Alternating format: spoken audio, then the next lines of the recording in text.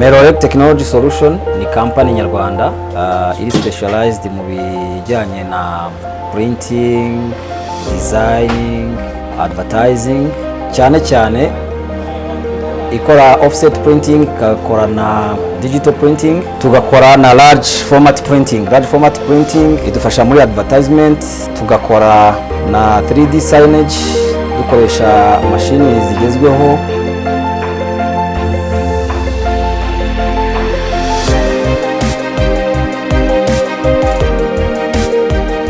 Iyi CNC router idufasha gukora ama shapes mu biti, wooden shapes, izo design zose.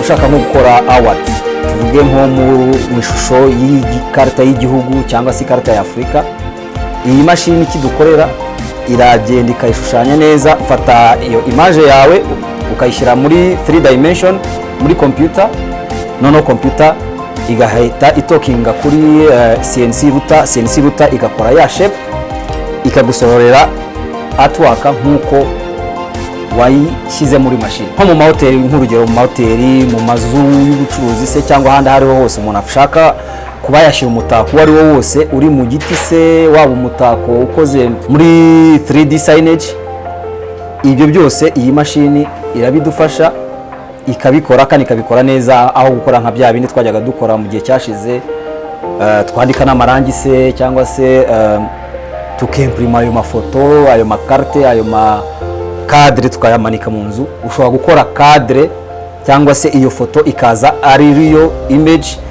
even iri muri abstract, ukayimanika ku buryo umuntu uje akayireba abona ari ikintu cy'igihangano cyiza.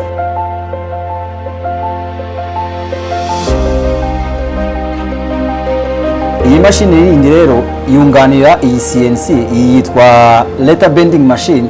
Ikidufasha ni ukugira ngo tugire precision muri lettre no gukora